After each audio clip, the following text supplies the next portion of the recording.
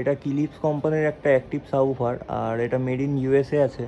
এটার ব্যাক সাইডটা তোমাদের একটু দেখিয়ে দিই ভালো করে।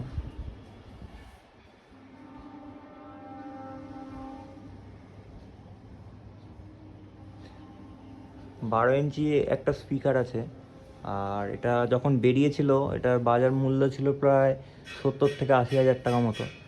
আর তোমাদের একটুখানি আমি এটা সাউন্ড টেস্ট করে শুনিয়ে দিই।